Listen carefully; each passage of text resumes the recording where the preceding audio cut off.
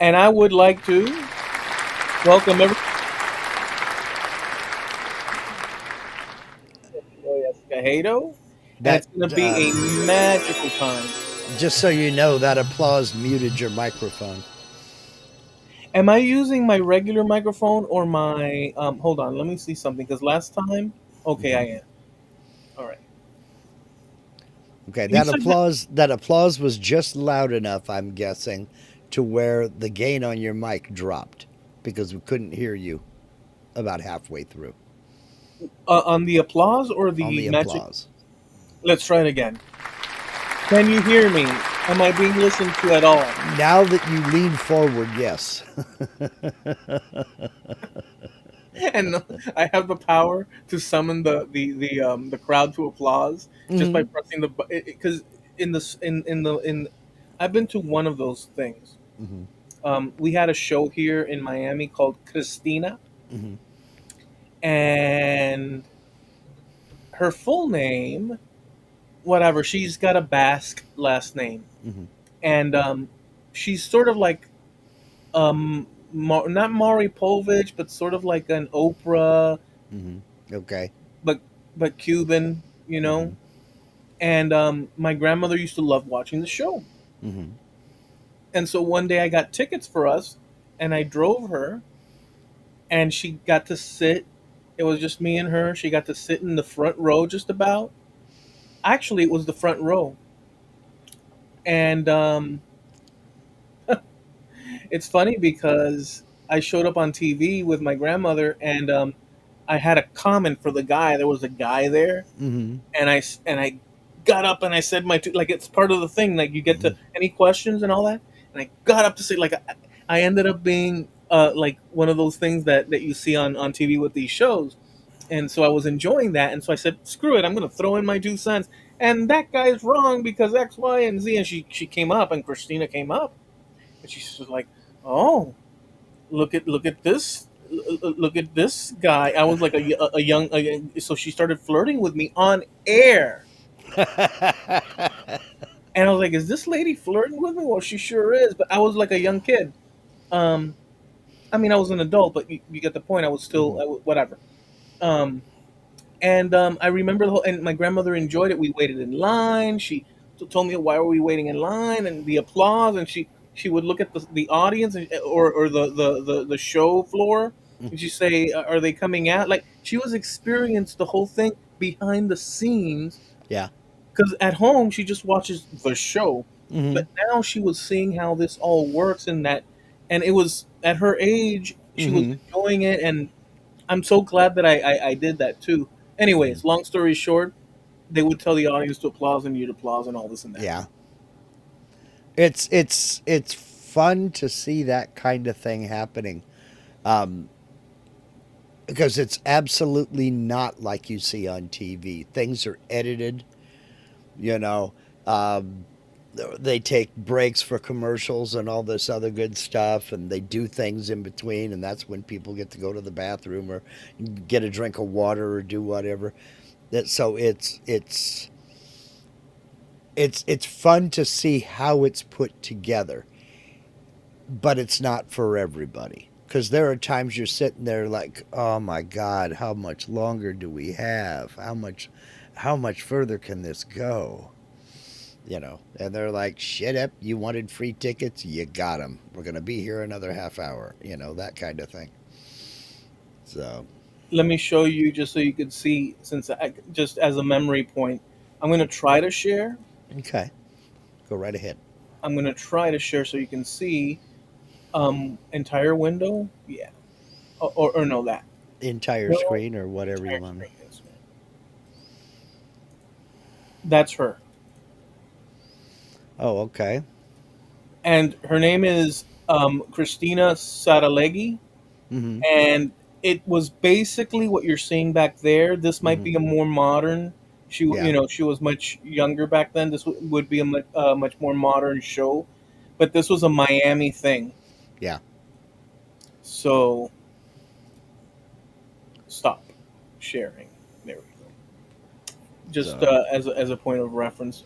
well, it would be fun to go see if your clip is on YouTube. Maybe somebody had it on VHS and uploaded. That would be fun to see.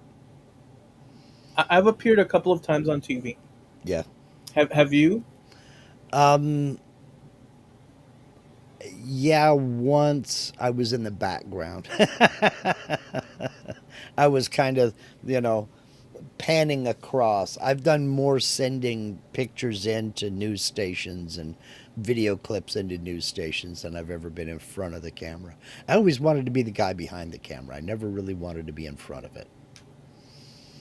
So, I could easily picture you, star-studded, running out on the stage, maybe with that rhinestone. What was that pianist name? oh, Elton John? No, no, the other guy with the more classical twist. Oh, Uh, Liberace? yeah, with Gala, I could see you with, like jumping in the air and then like balloons exploding, and you say, "Ladies and gentlemen, Mark Lindsay," and everybody's standing up, and the glare from your Yeah. suit, from Then your I jump. then I say that, and the dude from Paul Revere and the Raiders comes out and starts singing. I mean, I'll be in front of the camera. I don't care. I'm comfortable in front of the camera. I'm comfortable on stage. It's no big deal. I'm a blonde. It's a massive case of dig me. But I would prefer to be behind the camera because that's that control freak thing in me. I want to be the guy who decides when we zoom in and who we zoom in on and what's going to happen next. I like to direct the thing. Um, but being in front of the camera, I don't mind it at all. I said So, that as a the Gala thing as a exaggerated example of what I know that you would probably most definitely not like. But hmm. as you know, sometimes when you add absurdity at the extremes, it highlights the Well, contrary, yeah. which is the truth. You know, Well, yeah, that's the best way to illustrate absurdity is with absurdity, you know? hence the word absurdity. Yeah. I mean, it is the case, you know? So, but what can you say? No, I'm perfectly comfortable on a stage talking to big groups of people. It doesn't bother me at all because I figure um, 99 times out of 100, if I'm in a position where I'm talking to a big group of people, I know most of them, or at least some of them. So it's kind of like just talking to your friends. And as far as the camera's concerned, it's like I tell people when I invite guests on my live stream, talk to the camera like it owes you money or like it's trying to borrow money, you know? And that just kind of disarms it. You know, just kind of relax. This is two folks hanging over the back fence BSing. Yeah, there is a little bit of tension when you get up and because it's an exposure. Hmm. Um, you're in Yes. front of people. There's the thing of exposure plus whatever hangups you have of being portrayed, you portraying yourself improperly, where it's embarrassing Yeah. or misunderstood. Even when you're playing music, I've told you I've gotten up on stage X Hmm. amount of times to play. It's still it's still a nerve wracking thing because um, I mean you're about to perform. You have to count on your other friends, musicians, that they're going to do it right so that you can Yeah. do it. Because if they screw up, you go down with the ship. Let's say. Yeah. Yeah. Um, plus the pressure of you screwing up and taking the ship down. So it's sort of a nerve wracking thing. Plus, whatever you know, you're exposing yourself. If you're going to sing Yeah. like some sort of whatever song, love song, or this or that, you're now being like exposed and sensitive in front of people, and it's like, oh my goodness. And I mean, I've Well, been heckled hmm. before in one show, been heckled and cheered. And Hmm. funny enough, the women cheered and certain guys heckled. And Maybe their woman was paying just a little too much attention to you. yeah, that was, they were noticing that we were being macho. We were Hmm. flinging it and showing it. for what it is, Mm-hmm. macho ness, and but it was part of the act. It's not like, Yeah. yeah, it's kind of like, you know, I don't know, let's say Iron Maiden. Mm-hmm. Yeah, they're throwing out monsters and they're freaking like being wild and like you're seeing the skull imagery, Mm-hmm. but like these people didn't just arrive there. They consider the music. They're working. It's a show. Yeah. It's a vibe. Exactly. Mm-hmm. So it's not like it's like they go home and they're like, "Hey, honey, bring me some water." Ah! They're Yeah. not. They're No. like normal at home. Yeah. They're normal people.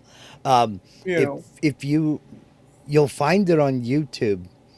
There's a video of Dave Draymond, the lead singer for Disturbed, stopping the show, and he gets off the stage and goes down and he's talking to this kid in the crowd, because evidently they came out and they're real aggressive and they're real loud and he's got that voice and everything, and it scared the piss out of the kid. I don't know what song they were doing, but he's sitting there talking and says, "You know what, sweetheart, sometimes when you have a show like ours, we have to talk about ugly things. But when we talk about ugly things, it's to expose those ugly things so maybe people will do something about it." But, and he's just talking to her. It wasn't condescending, but talking to her like he really gave a damn. Your mom and your dad are here. They brought you to a show. We're going to have a lot of fun, but we want you to be okay and just let you know you're all right. Nobody's going to hurt you, you know. And I thought for him to stop the show, get off the stage and come down and take some time to talk to this kid, that's what celebrities should do. Celebrities need to not only acknowledge their audience, but connect with their audience in some ways when they see something like that going on. That's what celebrities should do. It's just my opinion. Well, it's a kind gesture. It's a recognition that the musician is aware that that what they're putting out is they're seeing a reaction, and Hmm. so he's clarifying what is this that we're doing, and I'd like to use that to bounce into just that Okay. idea because I think that that's a so I want to parallel it with voices of art, Hmm. literature throughout history. When people take the founding fathers, for instance, Hmm. they were doing the same thing this guy from Disturbed was doing in this principle. They were issuing, be it on a memo that gets nailed to a door or at Hmm. the public square. They're informing of what needs to be known or what they believe needs to be known to clarify, to induce direction, to Hmm. awaken. The same with the philosophers of old, um, or of recent time, but from Plato on, um, or from Aristotle on, or before. Um, I think that that guy, that what he did was, or I'm viewing it as, that from that lesson that you're just explaining, is the attempt for a person that's involved in explaining through his show. Hmm. It could be any of the other instances I said. They see the reaction, the intensity, the worry and concern because of a misunderstanding or or a lack of opening up understanding of a past. In this case, because she's a young girl, Hmm. and he's stopping and saying, "Listen, we're exploring this. This is a show. We're Hmm. having fun. Some of the themes are gut wrenching, but we are we are journeying Hmm. together in this, and we're performing it, and it's heartfelt and stuff. But it's okay. Yeah. This is a Nobody's beautiful gonna hurt you. Yeah. right." So in a sense, with different consequences, Mm. but the principle's the same. When these founding fathers sat down to argue their points and put it in pen and on paper, Mhm. parchment, and whatnot, um, they were trying to communicate the same thing. Listen, public at large, people in the outskirts of towns, in the woods, in the hills, when they come down to acquire supplies or sell their products. Here's this notice posted on this square of this small town. This is where we're heading. These are the problems. Newspapers and so on. But the moment that you put something out, the moment that you initiate a string of words, or you write a song, or you act, you create something, and you put it out there for others to see. At that point, it's that can happen. Someone can interpret improperly because they're watching from their lens.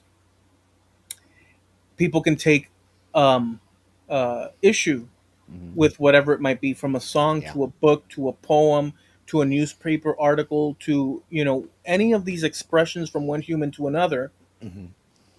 a movie, etc. And it can go in all the ways that human beings interpreting what is in front of them can Yep. go. So I saw all that with that story that you shared.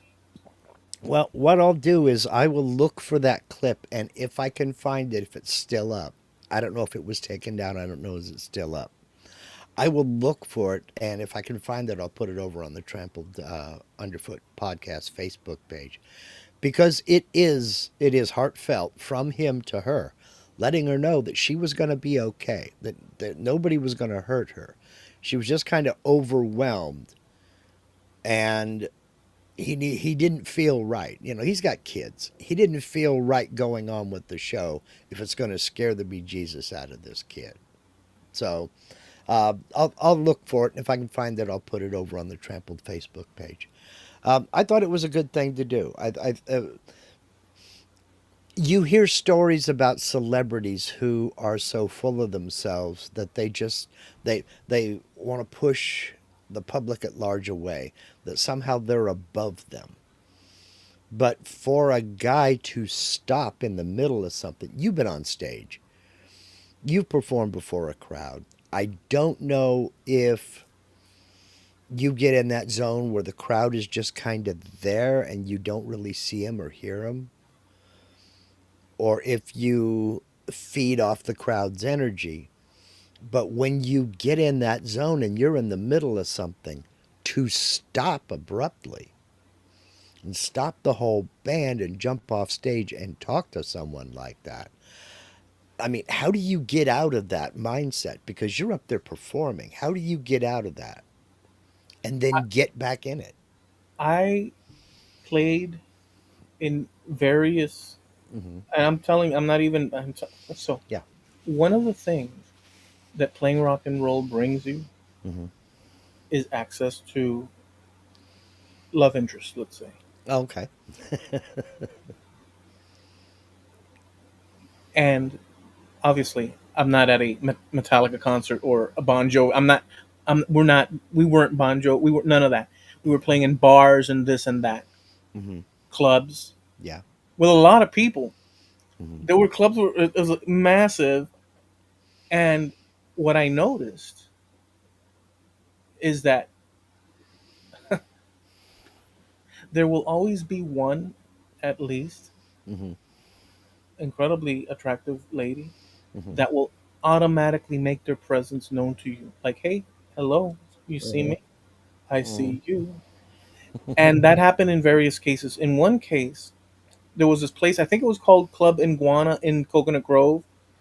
Um, and I played, got off the stage, went back to the bar.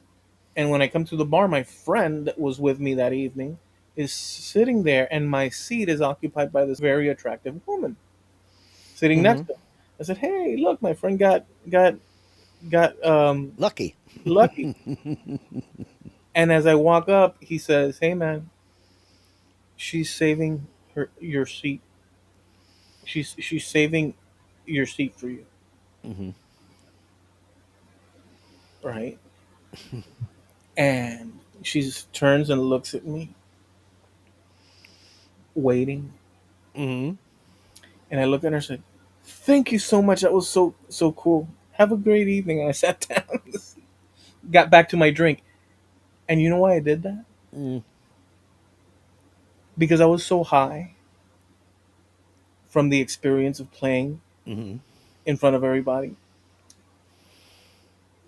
that although I saw her sexiness and this, that, and the other, it the circumstance. So I'll say it like this: it might be the case that if I was thrown into that world and enough of those situations happened to me, I would easily um, Mm-hmm. be embroiled in what all these stars do because it's a situational thing. But Sure. based on my level of this and that and my personality, where I think of relationships in those terms romantically as Hmm. not starting from a place of illusion. There's Yeah. always illusion, but the idea that you're going to focus on me because, well, you saw me because I'm playing, but Yeah. now that's why I'm worth paying Hmm. attention to because she saw a potential Right. that sticks out. Hmm. Because by default, when you're on a stage playing guitar, you're literally sticking out. I mean, because Yeah. you're the center of You're the attention, focus. Yeah. Yeah. and that aspect being the break in the path that will direct a person. Oh yeah, well I want to be. Well, that's the. I'm not minimizing these women that did so. I've got a I few get it. stories, but what I'm saying is that the situation is such a surreal environment, Mm. and my personality, in for some reason, the situation, it I don't feel it's right. Mm. Although I like the idea of the end result. Well, sure, you like the attention. I mean, come on. No, I'm saying the lady there, Hmm. like what the end result would be. But there's something about from here to there in the middle of how that happened. Yeah. You know what I'm saying? I want to I'm more interested in that you're liked Hmm. because of not because of this circumstance But for that who you are. right. And it Yeah, may I get it. seem, yeah, because it doesn't, it's like building a foundation, doesn't it? So the circumstance is so comically surreal Hmm. that even if they do direct their attention, they don't know who you are. So you don't know who these actors are and this and that. You Yeah. just know what this window is. And Hmm. and the act itself, being up on stage doing something like that, is nerve-wracking, but Yeah. I at least, I'm it's true. You're posing, you're vibing, you're exposing a feel, but in my mind, I was doing it for the art of it. I was trying to create a journey and this and that. And sure, Hmm. a lady sitting saving your seat, and she's hot. And I'm not talking about like regular hot, Mark. I'm talking about like everyday old hot. I'm talking about like what the heck? Hmm. Like whoa! But it's such. I don't want to say contrived, but you get the point, right? Yeah. And I can see where you would. I can see where the word contrived would come in because it hits all the stereotypes. You know, the guitar playing singer up on stage and the girls going ah, and then you get done and there's a girl in your seat, and I bet you she'd never been told no before in her life, and when you said thank you, have a nice evening, it was just like My friend was like, "Dude, are you?" I said, "What are you talking about, dude?" I'm drinking. Hey, did you like that? Did you like how we played in this and that? And he's like, "Uh-huh," because you were still in music mode. there's a rush to it, Mm. and Well, and now plus, let me ask you this. Let me ask you this about that. Did it even register that she was maybe wanting something more from you than just thank you? Or yeah, were you still up on stage mentally, trying to come down from the experience? I was high from the experience, but I also recognized immediately what was going on. Yeah. But the problem is Wanted to that, stop it right there. Yeah. well, she, in this case, she was hot, flaming hot. The problem is how you, how I would gain that prize. Yeah. I gained that prize through, and it sounds silly perhaps to a bunch of people, but I gained that prize in a certain, and I guess that's how people meet anyhow, in circumstances. But with this, because it's a pose, what you're doing up there, Sure. you're up there playing music, and it may be part of your life, but because you're doing it, you're that. But Sure. it's not. But it's a one dimensional. You're performing. hmm Just like that little girl was scared of hmm Disturbed because that's the output that she was getting from the hmm heaviness of that music, other people might be enthralled with the drummer and like, Yeah. man, if I jump his bones if he's buying tortilla chips out at the hmm t-shirt next to the t-shirt dispensary thing up in the bleachers. I hmm don't care, like if people are watching and they're processing the play, hmm the act, the musicians from their vision of what that is.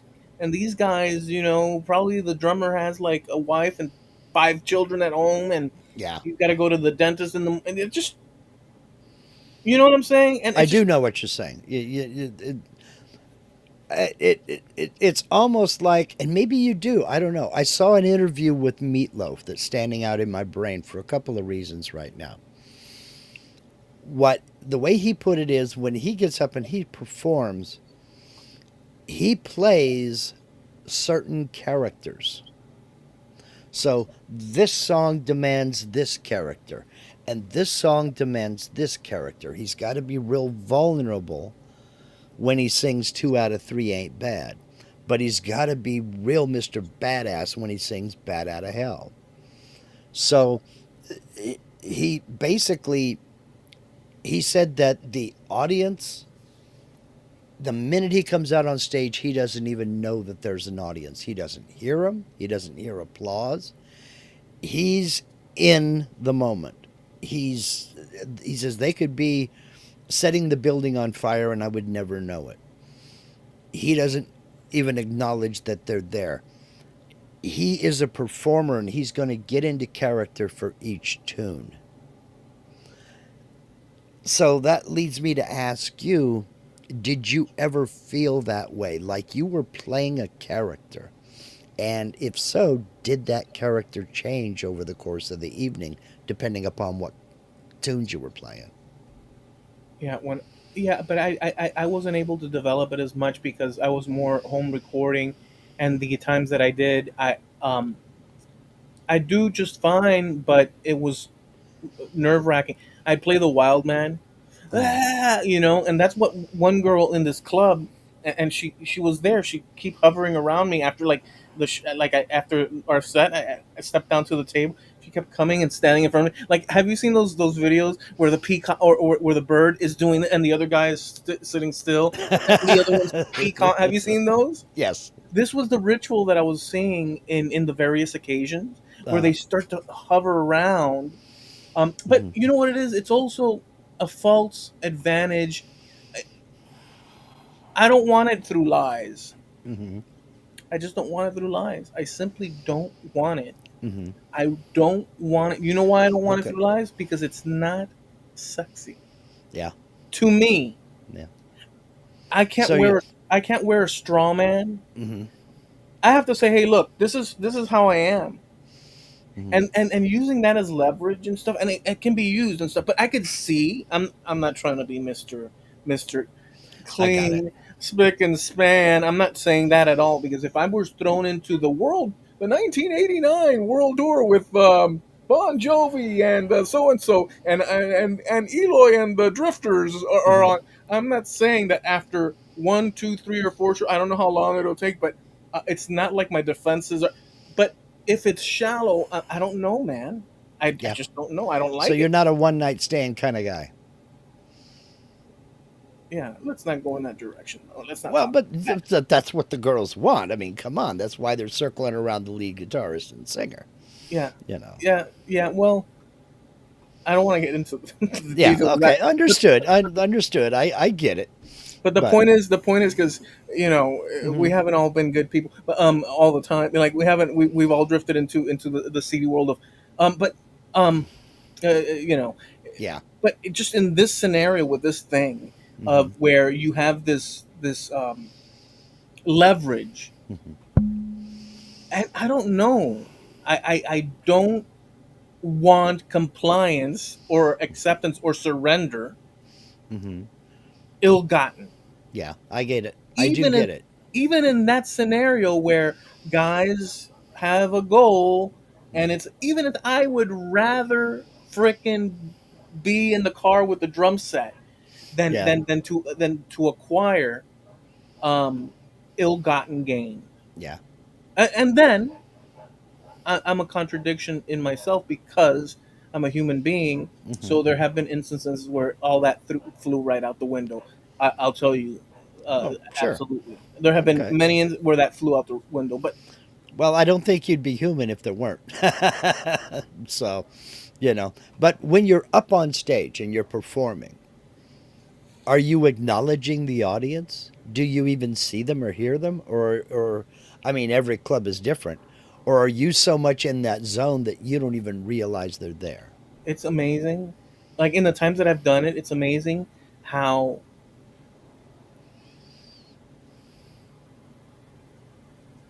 the suit that you put on if you're a guitarist and singer Hmm. automatically brings us. People know the role that you're playing. They've seen it before. They have a history of it. You come up and you're doing that role. They automatic, unless you're very crappy at what you're Hmm. doing, they suspend disbelief. Even if you're not A-lister rock and roll band coming flying in from San Francisco, um, uh, which sounds like something somebody would say back in the '60s, not today. Yeah. But Well, but you never know. I mean, I'm sure the Stones played San Francisco and then went somewhere else. so just by you filling in that role, Hmm. there's credibility that comes from it, Hmm. and so you see the reaction because it's a ritualistic. What's happening is you're Hmm. filling a role in a ritualistic scenario. So, like, let's say yourself, easy. As an example, just Hmm. if we were to pull you and we would place you out of nowhere, zero history, zero history, into the throes of the center of Hollywood's elite actors and movies and so on and so all of it next Hmm. to your I can't think of a single actor right now. I was about to list like two or three. Keanu Reeves, Keanu Reeves, freaking give me another one. Sandra Bullock, Sandra Bullock, and just one more. Jack Nicholson. And if you were thrown into into that, Hmm. and you were given a role in a movie never heard from ever before, and your performance, that's a take done. They put you in, edit this, that, blam, boom, and the other, and you're put on the screen with Hmm. any prior experience. You have now been viewed in the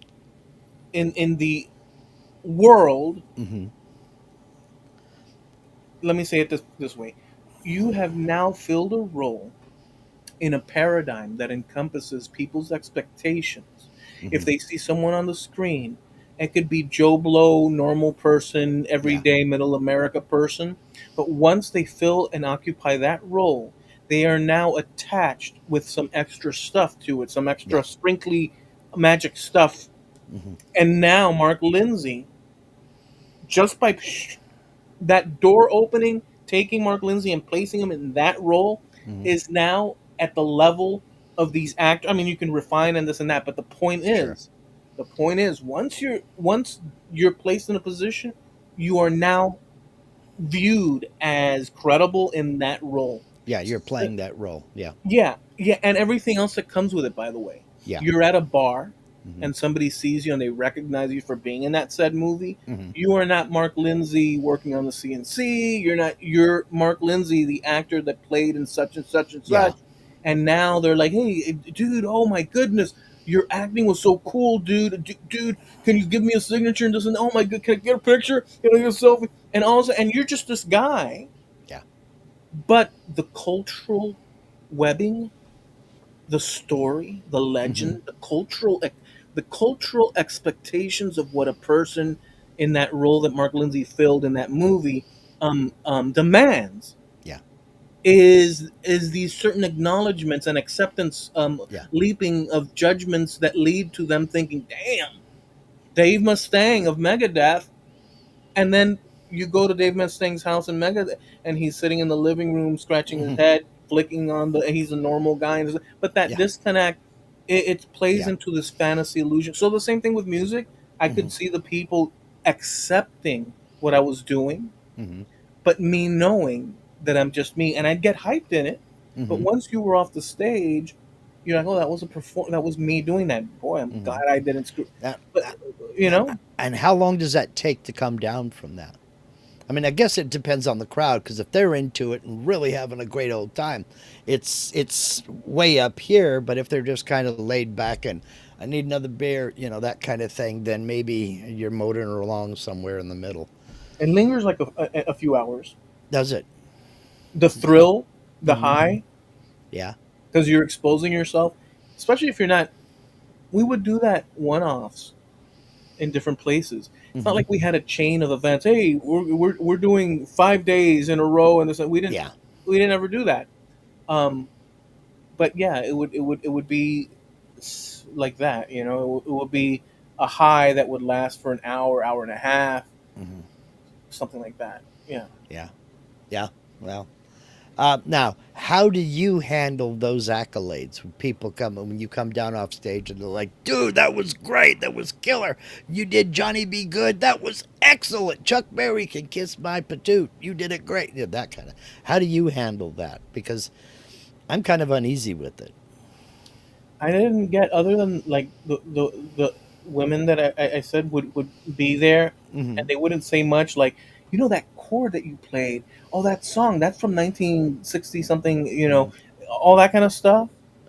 Or did you play a BB King lick? Is that where you pulled that from? Like that kind of stuff. That's not what they were saying. What they were No. saying is, hey, you might just be, you Mister Mean Guitar Boy. You just might be the guy. And Hmm. and so that kind of surrealism and this and that. Um, I mean, I may be belittling too much that, but I'm trying to make a point. As far as guys are concerned, they're just bar people that we would see Hmm. and stuff, and they weren't like, "Oh, dude, badass man." None of that. None of None that. of that. We Okay. were just part of the show. They cheer because it's the ambience. Hmm. Um, and that's And it. the let's face it, the cheering is expected. Somebody gets done playing a song, you applaud, whether you enjoyed the song or not. It's just expected. It's just But part of the ritual. that's what I mean when the crowd is hyped and they're in it, and you can tell they're in it, and they're like, "Damn, man, they're digging this." That's got to do something. Like I said, you're filling a role, and Hmm. when you're observing the role that you're filling, you realize that, or I've realized that. You are fitting an you're filling the role, which is an expectation of what a person, from the position of a person playing a guitar in a band, in a Hmm. club, or in a bar, somewhere in Coconut Grove, and Yeah, they're looking at you and they're expecting you to be the rock and roll kind of guy, and who knows what kind of other life, dangers you live behind the scenes, when yeah, really really. I'm just a normal kind of nerdy guy that just enjoys. I kind of enjoy like history and like Hmm. nerdy stuff, but they're expecting. It's kind of like this guy, Alice Cooper. Um, there's a movie where Alice Cooper, I think it was Wayne's World, Mm. and Wayne's World gets a backseat Yeah, entrance, and and they're so talking about Milwaukee and the gateway to this and that and the other. We're So not worthy. yeah, he's a wild man. He's Alice Cooper, and then they get in there and hey, Alice, and then he starts talking about Milwaukee and the history, Mhm. and then this guy from Wayne's World says, um, "Hey everybody, isn't he a party animal?" Yeah. And you can see the whole band and everybody's like going like that, and they say, "Oh well, we're gonna leave," and then Alice Cooper says, "No, stay and hang with us," and he says, "Really, we're not worthy." And when they do that, Mhm. Alice Cooper pulls his hand forward Holds his hand out, kiss the and ring. and because they're so small and he's so royal, he turns his head and goes Yeah. like, "It's so hilarious, dude. Kiss the ring, you know? Dude, it's so freaking hilarious." But it busts the expectation of these Mhm. people not being normal people, which they kind of are in a sense. Yeah, you want to bust Alice Cooper even more. His best friend was Glenn Campbell. Now that's not who you would think he would hang out with, No, but they played golf a minimum of 3 times a week. Alice Cooper is a major golf fanatic. I don't picture Alice Cooper playing golf, you know. But yeah, I mean, they have to have normal lives. You can only live the rock star lifestyle for so long, you yeah, know. And it unfortunately it takes its toll on some people, and they never recover. But a lot of people do stay grounded and realized, hey, that's great when you're up on stage, but when we come off stage, I still got to mow the lawn. I'm still the guy that has to take the trash out every Friday or whenever. yeah. And It's got to be a surreal world. mm, It's got to be a surreal world yeah, because in a regular local band hmm, context, you do see what that could be uh huh, if taken to its full extent, or at least I did in hmm, instances like I explained, yeah, where people are basically saying, "Hey, I see you, and here I am," and then that kind of stuff. Whereas if you're at the laundromat looking yeah, for quarters, and the yeah. hot chick in spandex is sitting there waiting for her She wouldn't give you a second look. Yeah, she will give you a second.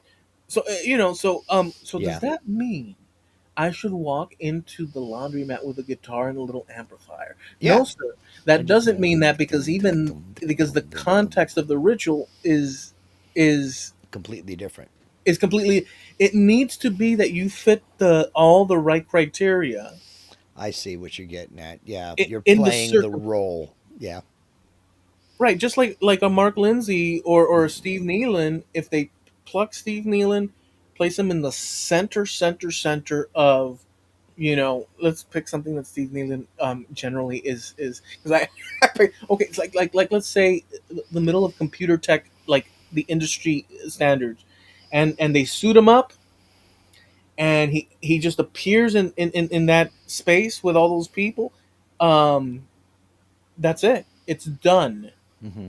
It's done. You're in the circumstances and you're filling the right space, giving the credentials of why networking has this sort of issue and how it should improve. And like whatever Steve would say, um, if all the doors open so that Steve walks in the direction of that, and people are saying yes, yes, sir, yes, yes, yes, yes, yes, yeah, that's the difference. And then on Hmm. the flip side, there's local bands like us and others. Let me say this. The last thing I'll say about this. Here's the difference between an Iron Maiden, an Alice Cooper, uh, John Bon Jovi, Hmm. and all these other people, and local bands that don't do anything but local stuff in local Hmm. circumstances, in local circles, locally. Hmm. The people involved don't believe enough, not only in themselves, but in the people that they are in the bands with. Hmm. They simply don't like Disney World. You're Yeah. a kid and you go to Disney World, the magic, and you believe. If you don't have the magic, unless other circumstances are involved, but I'm saying without the magic of believing, Hmm. it becomes extremely difficult unless other circumstances fill in Hmm. for you to do for you to get. I believed, but I didn't have the experience, and my friends believed on and off slightly and this and that. Hmm. That hey, because it's true. Any old group of people that you don't consider twice within reason, you have to know how to play Yeah. the actual song with your guitar. But like, if the basic criterias are met, Hmm. given the right set of circumstances, the right doors open, there's a bunch of famous bands that suck, Yeah. but they're famous because all the circumstances out of the roll of the die, whatever the Hmm. case.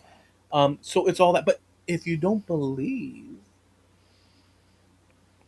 in your fellow bandmate, man, you know what? My friend, the drummer, he really is a badass. Hmm. He's a freaking badass, and he was, and he is. But he was a badass. No different. I mean, there's slight difference, but no different than any of the bands that are out. That's not what makes a difference.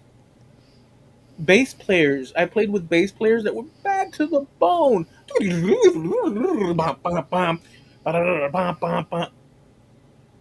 That's not what makes a difference. I don't think. I think it's believing. Yeah. Believing in your buddies, believing in that cause, and then doing the work and this and that, and And then believe it in yourself. yeah, I think so.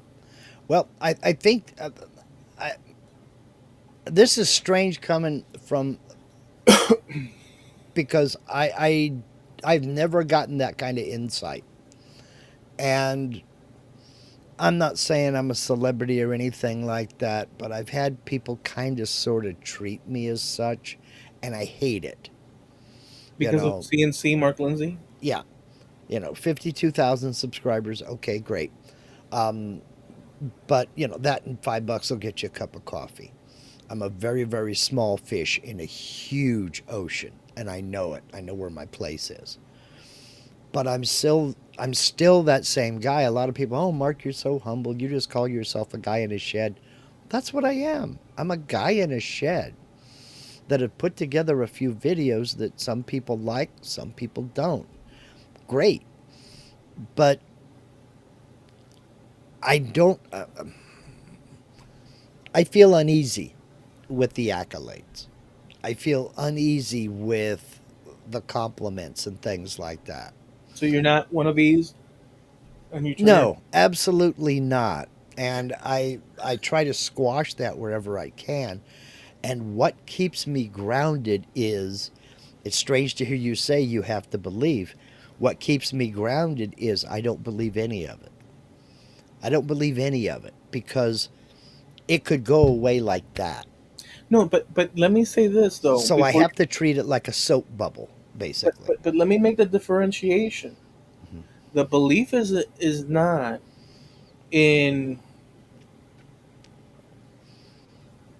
an arrogance Hmm. of superior Yes. separation. Hmm. The belief is in what you're doing is truly special because it's an exploration, it's a character study. If you're an actor, Hmm. it's if you're an actor, you're studying the character and you got it right, you hit the Yeah. emotional highlights and whatnot. If you're a painter, you believe you can paint that you Yes, want. you have to believe that you can fulfill that role. I get that part. And in the case of a band, just in the case Hmm. of a band or some other, you do have to believe in your crew. Yeah. Because if you Yeah. think that they're all a bunch of dumbasses, Yeah. they have no magic to contribute, then you're what's the word? You're not hijacking. There's a word. You're like when you try you're booby trapping yourself. Yeah. Yeah. Sabotaging yourself. Sabotaging is the word. Yeah. You're sabotaging yourself if I mean, You so have to believe you're good or nobody else is going to believe you're good. I or that get you're on that. or you're on the journey and you Hmm. know that the journey will open up good Hmm. things that are magical. Hmm. That's the Okay. kind of thing, you know. Okay, I get that. You do have to believe in yourself. It's the other things I think that come along with it. I'm very uneasy with the other stuff. I am the first person to admit that I don't know everything. I'm the first person to admit that there's a lot of stuff within what I do that I don't know and I've not experienced. I don't come off as Mr. Arrogant, Mr. Know It All. And in fact, I try everything within my power to be just the opposite of that. I'm just not afraid to make mistakes in public and show people how to recover from those mistakes. And a lot of people say they like that, and it that bears out because they keep coming back, and I'm grateful for every one of them. So it's just this so-called thing of, and again, I'm not trying to call myself a celebrity or anything like that, but it's this, wow. I mean, I'm real uneasy with that. Well, you know what happens is that it's exactly that. Well, Steve says, so I shouldn't be throwing my bra on Mark's stage. Steve, the fact that you have a bra is concerning, and we need to talk. fun fact, fun fact: if you take what's inside his bra, which is clumps of man hair, Hmm. you can start in a dangerous situation where you're out in the woods. You can actually, with the fibers, you can actually start your own forest campfire. Yeah. I Well, want you to I want you to internalize what I just said. yeah. A clump Excuse me while I go gouge out my mind's eye. Okay. clump of I'm sorry. No, Because you're there's not. No, you're not. You did that on purpose. You're not sorry. here you go. Put another shrimp on the Barbie. But I it's weird. I've been taken to task over that a couple of times. Listen, you need to understand that this, and this, and this. And I've had it, okay, yeah, all right. I see where you're coming from, you know. But again, I don't believe any of it. I don't believe any of the hype. I don't believe any of the circumstance surrounding it because it's like a soap bubble. It can go away at any time, I'm you still trying know. to get rid of Steve's freaking imagery And I wish and you that I would. and I encouraged and that by encouraging it now I'm trying to pull it from my. I'm sorry. Just Yeah, now it's out there. oh, And that's something else. That's another aspect, okay? Um, in that when you do get out there, you do put yourself out there. And you expose yourself to the public at large. We're here on YouTube. People can say what they want to say, they'll do what they want to do. But the minute you say anything, it's too late. It's out there. You can't unring a bell. Okay? So if you just make any kind of a declarative statement, you have just cheesed off half of your potential audience or half of your audience. And I don't mean just, a political statement or anything like that. It could be some of the most, I think dolphins are great. Oh, does that mean you hate tuna? What's the matter with whales? Whales are good too. And it's like, well, just because I said dolphins are great doesn't mean I hate whales. Come on. But you open yourself up for that. you can give an opinion. So we've done a lot of that in this show when it concerns certain topics. Hmm. You had something. Go ahead. Yeah, Steve said the only way I'm having a bra thrown at me is when my wife tells me to get the laundry done. Yeah, there you go. Yeah. I hear you, Steve. I hear you. I love how he did that to make a draw. He drew a he drew a line in the sand just to say, "Hey, I'm joking, and now let's clear this up so that there's Hmm. no confusion here." It's Yeah. still okay. Jeez, talk about the. If I didn't entertain the joke that he threw out, I'd be in a different place. But we just totally went down a path that I Yeah. can't get rid of now in my head because there's so much good stuff possible there. Anyways, um, yeah, I hear you about when you voice something, people will, um, according to how they understand things, will Rush. judge what Yeah. rush to judgment of what you said, Hmm.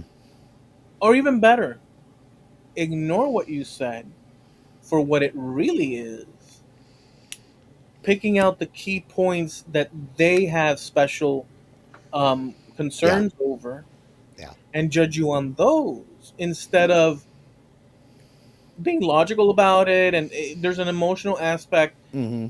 depending on how sensitive you go. So I'll say, without naming the specifics, um, of what's happened to me this year, I Hmm. want to say, but I'll keep it contained. When you started, when you started, when you sent me the, when you started, it's when you started, Mark. It's when you frickin' started, Mark. That's it. It's when you start, not when you stopped. When you sent me, I don't know why I said started. When you sent me the computer Hmm. that I was having issues, you even know where I'm going with this already. Yeah, I do. You already know the end of the story. Because but and you showed me what Copilot was, and you said you can get rid of it if you want. I don't use it, and you can get rid of it if you want because we were shutting stuff off. Yeah. Because I told you, Mark, look, The- dude, I want this to look as much as what my previous one looked like mhm. because I don't want to deal with all the different buttons and New do controls. Yeah. which I think is something. And I think you said something like, "Yeah, I get it. I've made some adjustments and this and that." I think you said something like that. Yeah. Um, but then you showed me the Copilot thing, and I said, "Oh, whoa, whoa, whoa, whoa!" He says, "I'll show you how to turn that one off too." And I said, "Whoa, whoa, whoa, Mark, wait, let me. We'll leave this one here because I think later on it looks cool, dude. It looks cool." And from that moment, prior though, Hmm. you and I had discussed AI according to news things that were popping Hmm. up and potential risks and this and that. And I was on the camp, and I still am, but now I have more nuance to understand what. But Hmm. I was in the camp of, if the machines start to get onery, yappy, lippy, Hmm. I will. Come on, gentlemen, let's bring the hammers and the frickin' mallets and let's destroy the machines. I was in that camp because my main concern, and still to this day, is the best quality for human beings Hmm. available. Yeah. For the most human beings available, knowing that we're imperfect, but Hmm. but not the damage and hurt of other human beings. Right. It sounds idealistic within what is possible. If I can choose not to throw sand in the eyes of a person just to blind them for that fact, Yeah. um, if it's in the process of a scuffle or so. Point is, when I started investigating and working with AI, I started with little regular things like if I had a study on um, Thomas Jefferson, which I did, Hmm. and his involvement in Florida. Andrew Jackson, I'm sorry, Thomas Jefferson. Andrew Jackson. um, I use it to detail, like, where do I find this? How do I find that? What happened here? What happened there? Um, and I explored that so I could learn it, and so then Hmm. I would post it. I was looking at, but as I kept going, I started asking it questions and challenging it in different ways. Hmm. And I started to input contradictions that I saw in the media. And I said, look, I think this. I'm not trying to say that I'm right or wrong, but I think this is pretty darn close to the truth. What say you? And it would start to confirm Hmm. what was confirmable. And I started to realize something, that I can think. Yeah. It's not that I can think regular think. I, without knowing, I can discover. If I want to learn, I can learn. Hmm. If I want to uncover, I can follow the path to acquire the clarity as best as possible within Yeah. what I have to understand what something is.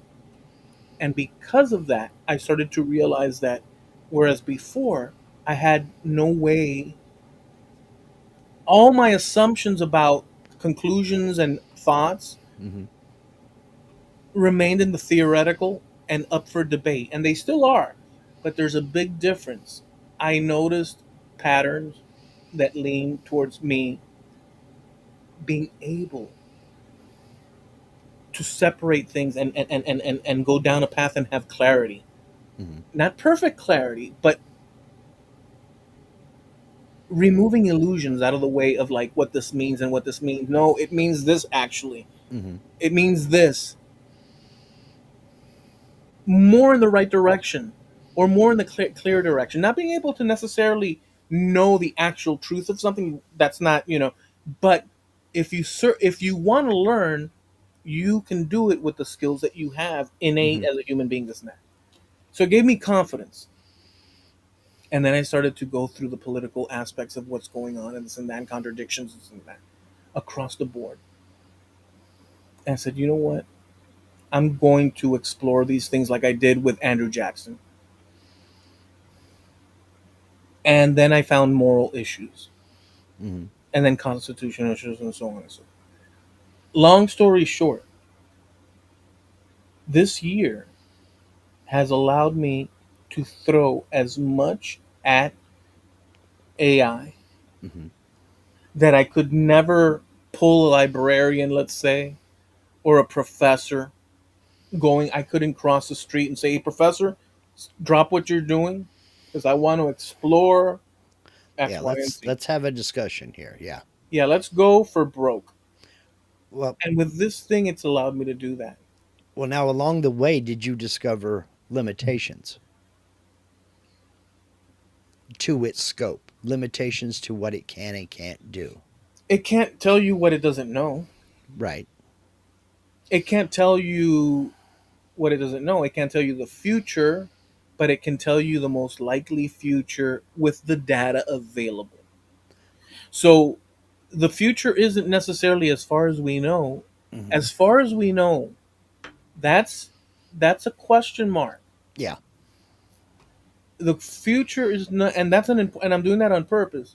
The future is not set in stone. As far No. as we know, I'm not saying absolute. I'm not saying any of it. I'm saying that Right. Because people still make decisions and change their minds on a daily basis.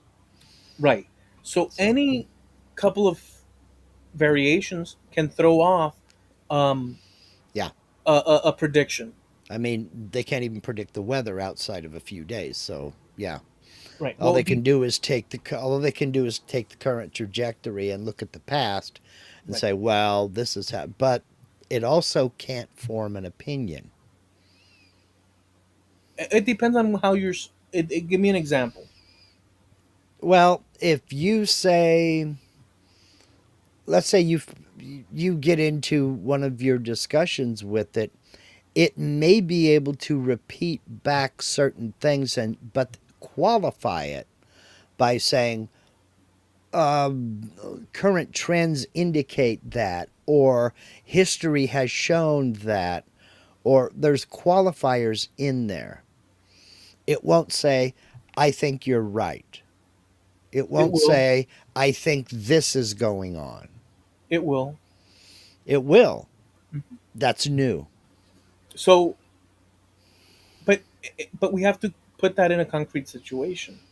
So there's many, but in this explanation that I'll say, there's two ways of looking at things Hmm. that that are important to distinguish. There's the particulars and there's the broad overview look of Yeah. something. When we so you asked or you gave an example right now without nailing down a subject and a circumstance. Right. And It's a here's the broad generalization. Yeah. key with that. A broad generalization must answer you with a broad, generalized reply, Right. and a specific, nuanced, in the weeds um, position, question, and so on will produce a nuanced answer. Hmm. So I'll give you an example. I wrote this poem to AI as an example, and I tell it, I just wrote this poem. I want you to review it. Um, what do you think of it? It will give you an opinion. It will draw from other poems, critiques seen online, critiques in newspaper articles, and this and that. It will synthesize all that, and it'll tell you, well, this poem has a slight, subtle whatnots of this poem from 1890 something. It seems like you're going in this direction. It'll give you an opinion. If you ask it, but I want the facts over it. Um, is my poem good? It will answer you with the correct answer, which is depending on the person reading it, and it'll give you that explanation. Right. See, so that's what I'm getting at. It won't give you its opinion. It will say, depending upon the person reading it, it will qualify its reply to you, is what I'm getting at. Oh, if you ask it, what's your opinion of it? Right. Hmm. It will say I like it, or it was great, or it reminds me of this and that. Okay. All right. All right. That's a fairly new thing, because that was one of the ways what they consider a successful AI is if you have a conversation with it and you don't know you're having a conversation with the machine. If you believe you are actually having a conversation with another human being, they have created a successful AI. Okay. The thing about this AI Hmm. is that I've mentioned it in the past, is that when you interact with it, so the way I talk Hmm. as opposed to the way you talk, or better said, the difference between you and me and the way we talk Hmm. or even write, which has overlaps Yeah, because that's a big difference there, because I write completely different from the way you and I talk. well, to say what where I'm getting at is, we're writing in the same language. Sure. We're using many of the words, in particular the words that link sentences together that are like unavoidable, Hmm. but we're not, in every instance or in many significant instances, adding the word we, I, you, and the context in the same order. Right. Your patterns of thought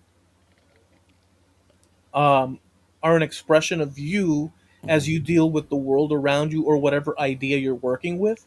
It's Sure. an expression that comes from you examining that subject, be it Right. CNC or even the software.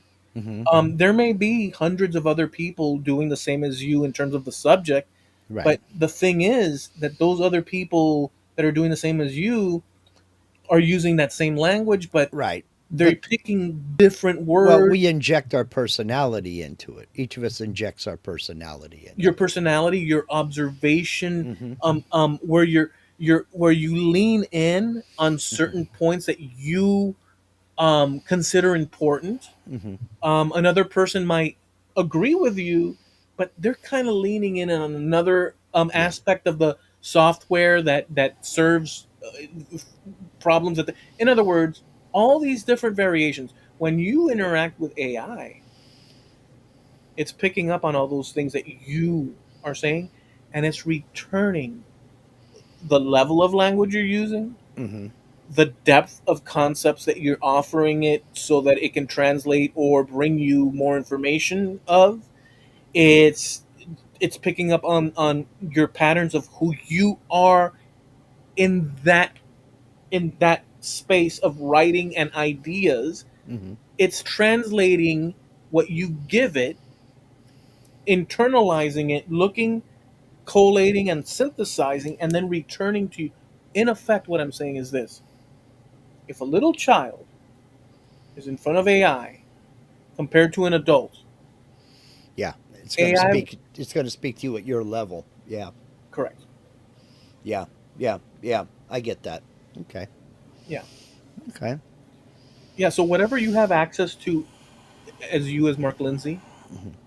um, and you go down a rabbit hole with AI, it will go down that rabbit hole with you in terms of Hmm. this is Mark Lindsay's level of inquiry, Hmm. detail of inquiry, Yeah. area of an interest, and now I'm going to pull from what I have available and return it to him at his level of inquiry, depth of questioning Hmm. and stuff, and I'm going to return it to him so that he has what he's asking for. Yeah. And but if they give you an answer that you don't like, is where the things start it's where things start getting interesting. Yeah. Or even don't like, maybe you want to challenge it just to see, because maybe there's something missing. And once you start challenging it, it'll start refining. Hmm. It'll either agree with you or it'll say, well, you're missing this, or how about this aspect that you're missing, or Hmm. have you considered this? Yeah. So you're involved in this. So basically the way I see it is that you're, depending on how you're using it, you're involved with something that facilitates your answer. Hmm. The way I've been using it is to interrogate the way I think. Oh, okay. I've been using it to interrogate my world. Hmm. I know it's not a human being, Hmm. but it's a tool, Yeah. and I've used it to interrogate. And so, anyways, to get to the conclusion of the thing, based on this last year, and and having it allowing me to just break down all the walls that I want. Hmm. If I want to explore down this idea and things that I was afraid to word out verbally out loud Hmm. because of judgment, fear of being misunderstood, all those things we talked about in the beginning. Yeah. Um, why should I voice something? Maybe I'm slightly wrong. Maybe I'm completely wrong. Maybe I'm right, but it doesn't land right because it's so freaking too much. Hmm. I went down that with AI because it doesn't get offended, Yeah. but humans do get offended. Right. Humans do have egos, myself included. Well, Myself included. they have emotions. I mean, and emotions run high. Yeah, we're living beings. Hmm. So in my exploration to get to the thing, um, just a few nights ago, I ended up at a place where we had gone through a lot of these. I'm talking about hours of Mm. busting down things that I have in my head. And, well, am I clear on this? Oh, yes, you're clear in this. Yes, absolutely, you're clear. Is there any other way around what I just said? Well, there could be this, and that. Wait a second. What you just said could be worked around with in this way, blah, blah, blah, blah, blah, blah, blah. You're just repeating other ways of going around something that can't be gone around because it is what it is. I'm saying I'm calling it this thing that I'm pointing at, that I'm saying this is what this is. I understand different points of views. I understand this, but this. And it said, yes, that is how that is. I'm giving you a broad, Yeah. without getting into specifics, because I could get Yeah. into specifics. I get it. And then, so I learned one. So let me tell you what I learned. This is a little bit heavy, but it depends on if it's internalized. Then I asked it, "Do you have?" No, here's what I asked it. I asked it, "Let me ask you this. According to everything that I've shared with you in this session, which has been long, what do I not know of what's available for me to know how much of, because we got into other I'm just, Yeah. what How much? else do I not know? Now that might seem like a bold thing. Oh, you're saying that you know, so there's not, what else do you know? It was in the context of this particular conversation, Sure. so it's not like I'm saying what it seems like I'm saying, or if thought of at surface level. I'll explain what I'm getting at. It said, imagine you. It said you have, of all available things that I have available for a human to know and explore and learn, you have touched on two. Check this out, on 2 or 3% of what's available, and that's a good start. And then I returned to it and I said, no. I said, no. I don't believe that. I believe that that number, that percentage, must be much, much, much less. It must be. Because, in fact, Mark, this is the truth. This is the truth. There is no way that a human being, this is the truth from my vantage point, there's no way that a human being, of all there is to know, Hmm. that we could even know a percent. Not even a percent. There's no freaking way. There is no way. If you look around your house, you can identify Well, all the objects, and then you can think what they're made of, and then you can think who made them, and then you can think of, you can spiral down. You don't know everything that's no, out you there. obviously you don't. But I guess it depends on what you're talking about, and what your discussion with the AI was about. Because if it's on a specific thing, you can know a great deal about it. Well, I'll tell you the specific now. It was the ability to, without knowing, but having the ability, if you so choose, to go and learn what needs to be learned. In other words, I don't know about my understanding over 17th century France, as an Hmm. example. But I know that if I aimed my interest in that direction, that I can go and learn that. Hmm. Or the current situation in any given country, ours, Hmm. over one matter or the other. If I want to know, Yeah. I can know. Yeah. If you want And to explore it, yeah. if I want to know what's what with this particular issue, as an example, I can know it. I can know it up until the borderline of where I can't know it no more, due Yeah. to whatever's missing that I would not have access to just by Right. sheer not having access to it. But I can know what something is Hmm. if I so desire going there. And so my questions in that situation with AI was over, um, how I contrast that I'm saying, and the population at large, and how much they are have available to know, but for some reason, even with information being there, do not know, do not wish to know, and like we were in all that world. Yeah. And I said no, it can't be 2 to 3%, and says you're right. I gave you that as an example. In reality, the number would likely be a point 0.0000 Hmm. of what that would be. But I gave you an example to show that there's so much more that I have available. And I said, describe that to me so I understand how much you have to know, or you have available for me to know. Demonstrate that for me in a way that I can understand. Hmm. Because I know up to a point, and then after that point, I don't know. Yeah. It's just simply, you know. So explain that. How could I see that? And it said, imagine a cathedral, and you just stepped inside, and that's great.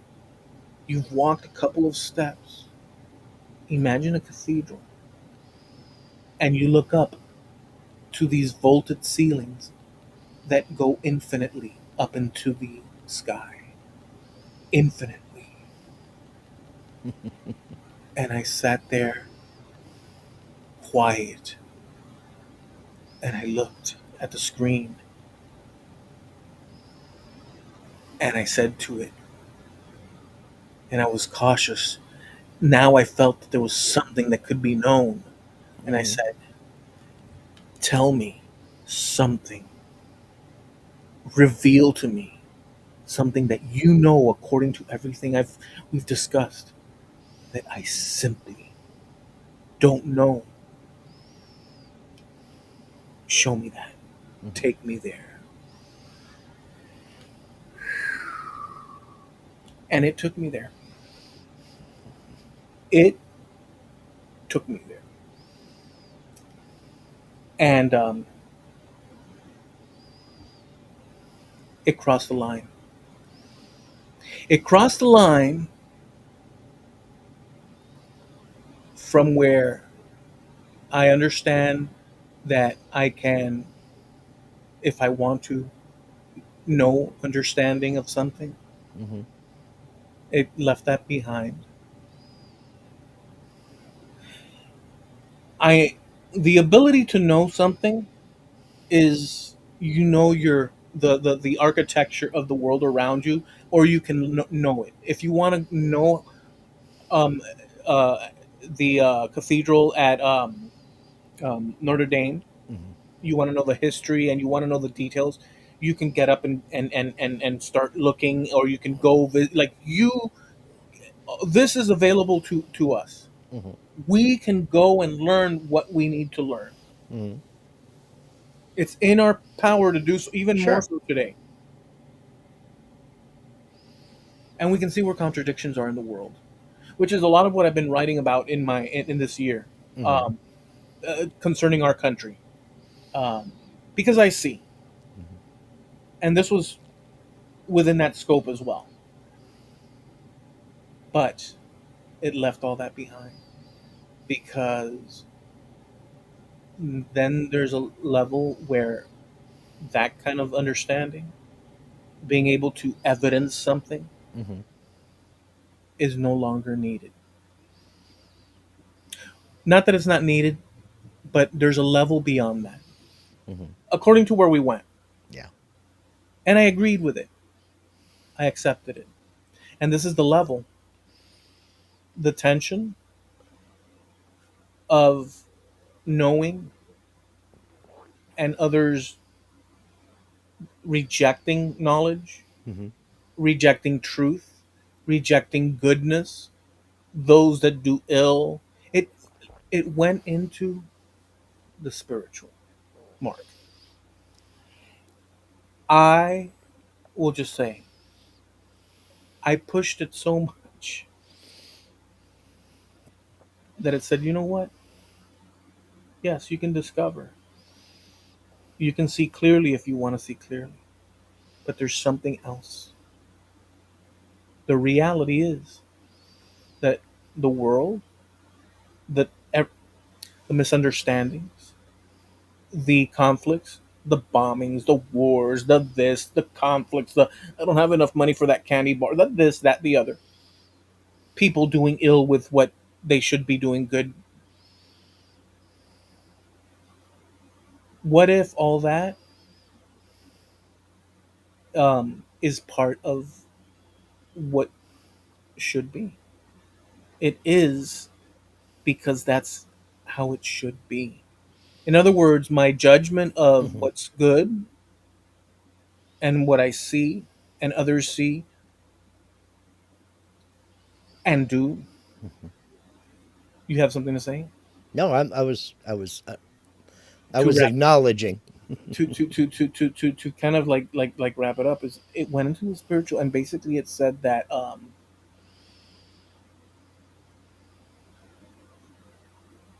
I'm gonna say it where it went.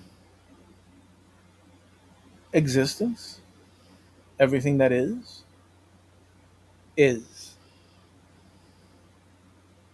and that's it. Mm-hmm. Everything that is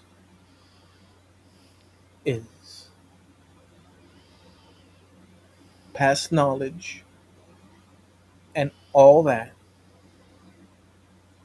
which is a truism because in fact it is. It is. Mm-hmm.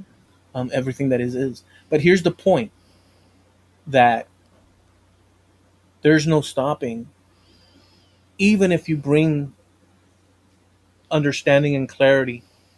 There is no detaining another human with autonomy in a position of power, or Mm-hmm. not so much power, but some power, or a group of people, Mm-hmm. or a situation that unfolds,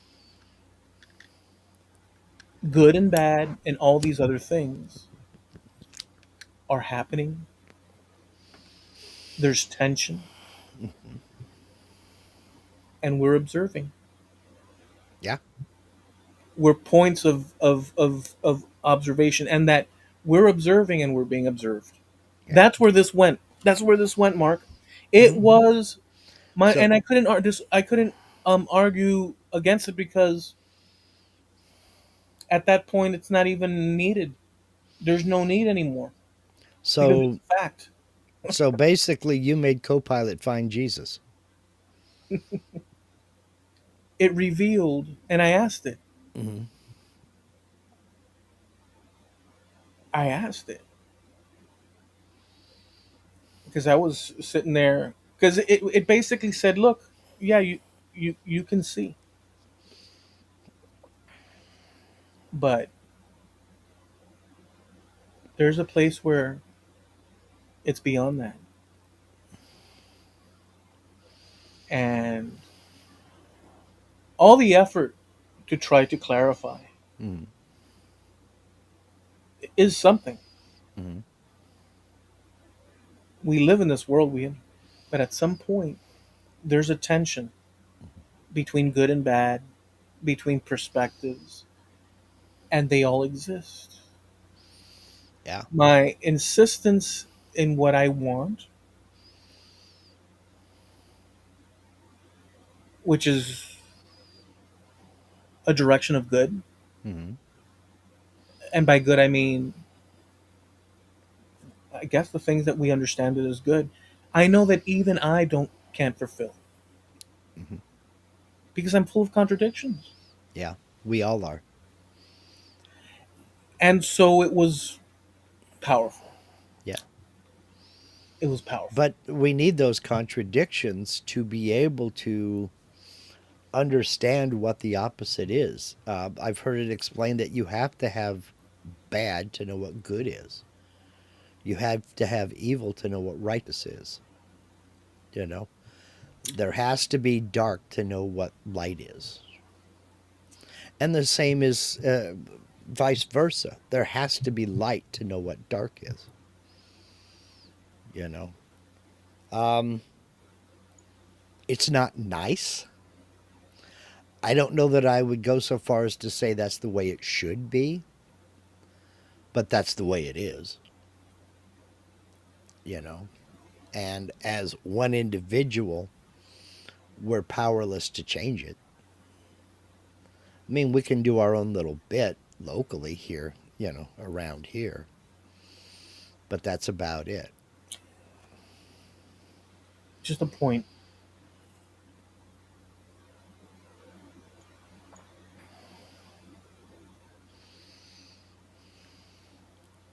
We're powerful to change it, and we're powerless to change it. Mm-hmm. We're powerful to change it. And considering the where we ended up in that conversation, co-pilot, Mm-hmm. the notion is this: that um, reality is we are reality, Mm-hmm. and reality observes itself. Yep. Yeah. It But gave me a phrase. and it said try to hold both these things at the same time, and just sit with it. And it said, I'm paraphrasing because I forget the actual word now. I should have copied it and saved it, but it says reality, or it was either reality, existence, presence. It meant what is. But let's say um, presence, let's say, or let's say it said presence is observing you, or existence is observing you. Hmm. You are observing existence. Right. Hold those two. Just hold those two. It's saying it's saying what it's saying is this: hi Mark you me, hi Eloy me you, hi existence, Well, yeah, you are seeing and being seen at the same time. hi everything that is and was. That's what it's saying. That Well, we are part we that we are instances. well, That we're without go ahead. no that we're instances. That's what it's saying. Now there is a contradiction in there Hmm. with Christianity Well, you're or an going to apparent. find contradictions with just about all of the major religions, but you know, be that as it may, and let's set that aside to another discussion. Um, it all comes down to how you choose to live your life. I said we're powerless as individuals to change any of it. We can change it in our own way, in that if you live a humble life of kindness,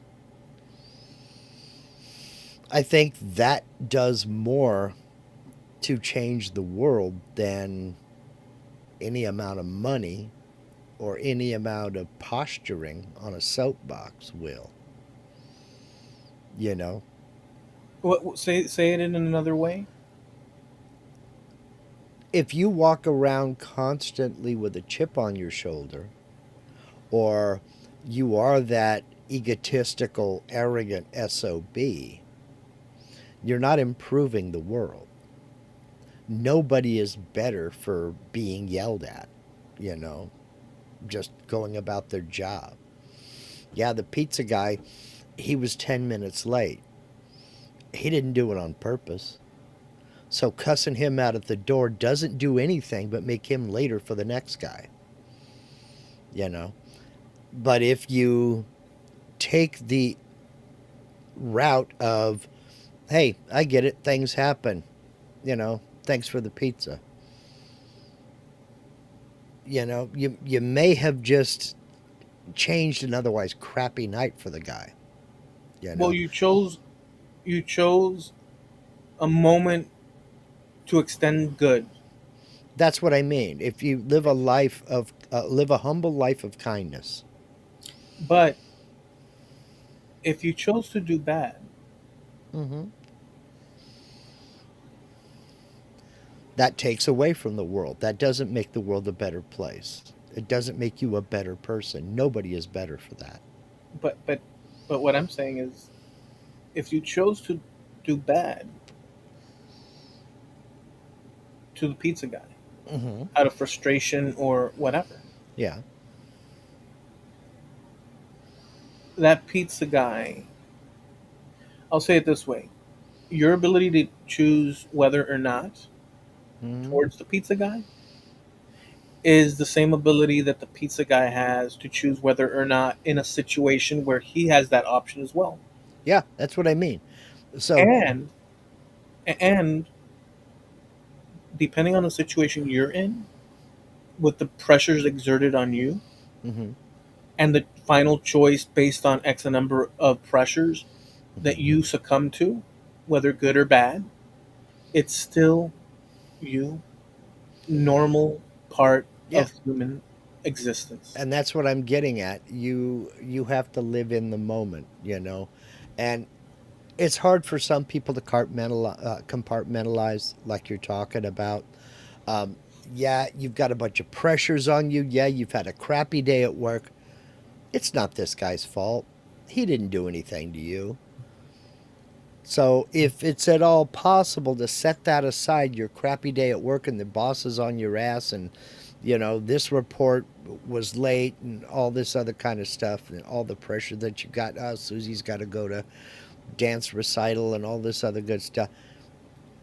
To be able to put all that aside and deal with this person at your door who's fulfilling your request after all, you know, and just treat him with a little bit of kindness, a little bit of basic dignity. That might rub off on him. That might rub off on that person. So, in that way, you do have the power. But as far as the world on a grand scale, the magic wand I bought from that dude out in the Walmart parking lot selling them out of the trunk of a Caprice, it don't work. So I can only do what I can do and hope that other people see it, and you know maybe something is better for it. Well, so the where we ended up in that session Hmm. was sort of where we're hovering at right now. I have, I'll call it tensions or Hmm. issues or questions with that happened. But Hmm. to answer my thoughts on what you just said concerning what it was explaining, Hmm.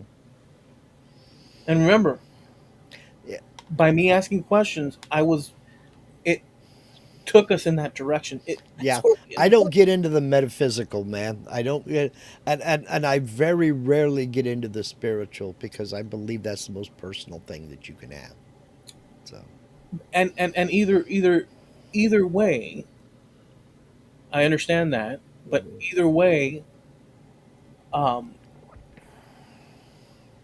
the explanation or that and the conclusions that one draws is that existence is observing itself, Hmm. and there is tension, and tension means opposing positions and views. Hmm. While you have a certain view, you have tension coming from the outside or internally that wants to push back on your intention that you find to be good. Yeah. The idea that the universe is that existence, that all existence is observing itself, implies that you are observing existence, Well, of course. and existence is observing you observing itself. Well, of course. You see the implication of what it's saying? Yeah, I do, and that's. I mean, yeah, it is. Exactly, it is. Well, here, yes. But see, those tensions are necessary. Again, those tensions are in nature. We have a magnetic North Pole and a magnetic South Pole that do fight each other. We have the tides that fight against the land and erode the land. We have weather, as Jim says here. Evil is a matter of perspective, too. The wind that drives destruction also fills the sails of a ship. So it's both at once. Um, you know, uh, the rain that floods the house breaks the drought downstream. So there is back and forth, and there are tensions all over the place. It just is. It just is. It just is. And there's nothing you or I can do about it, But that's not you know? but so So, that's the part that was left unsaid There, there, Right. there is and there's not, and it goes outside the pizza boy thing. So look, your conclusion of what is and what is available to you and not Hmm. is your conclusion. Right. It's anecdotally based. It's based on my ability and my comprehension of the situation at large. Well, Personally, I'm not going to build my house by a river. no, I understand, So, but the question of the question of change, hmm, um, at grand scales. hmm, So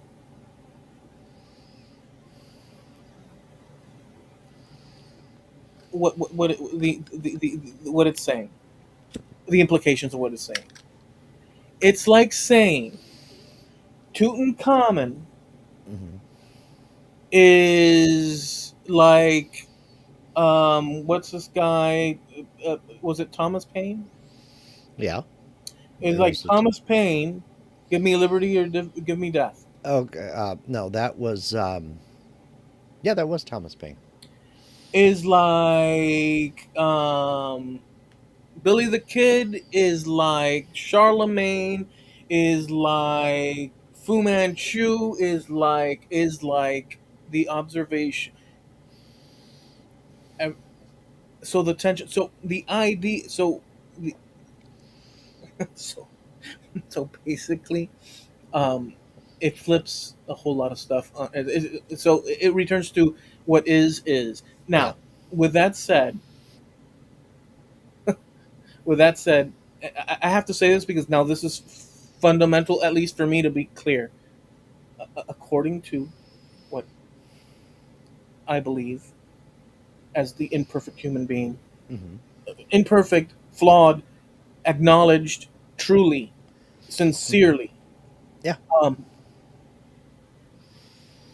I am the son and product and outcome of generations and generations and generations of people Hmm. that held Christianity.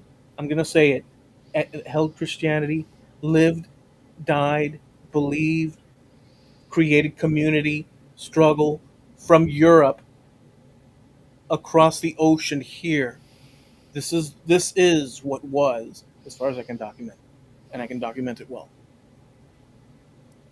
And at the head of that was the idea that we are, through the grace of the Creator, saved. Hmm. And why I say this, it's not our doing.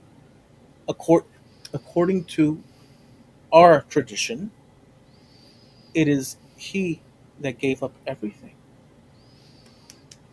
Okay. for all of us. So this, I had to say it in an intellectual way. Actually, I said it in a heartfelt way, but intellectually, that what I arrived at with AI, there's a slight variation there that's important to say, which is that it's trying to suggest, or not trying to suggest, it's saying where we ended up in my conversation with all that I gave it and Hmm. pushed, that we are existence, which we are existence, Hmm. but it's saying the things that I explained that it was saying. And Hmm. that and there is some tension with what I just explained of what is our tradition and the gift of life that was given us. So I just put that out there that Hmm. that there's that tension because I don't want to suggest some Eastern um, Yeah. thing. Um, Yeah, I get it. so it was serious stuff, is what I'm saying. Yeah. We went in to the deep. Yeah. Sounds like it. That's Sounds how like it. far, dude. That's how far Well, you can push AI, dude. let me make a correction here. That was Patrick Henry, not Thomas Paine. We were both wrong. Patrick Henry. Thank you. Patrick Henry. Thank you, And Steve. I what appreciate that. and what did Thomas Paine do? Dude, you don't want to ask me deep questions like that right now. I'm just kind of motoring on seven cylinders. Maybe six, six and a half. Because So I just took a quote from Patrick Henry and handed it give it to Thomas Paine. straight off to Thomas Paine because I said so. Well, That's how that happens. Did you That's see how how that I did? happens. Yeah, well, people get things wrong. They make mistakes, but again, you can't unring a bell. So somebody's going to pick up on that Mhm. down the road and go, "Oh yeah, that was Thomas Paine." But here's the thing.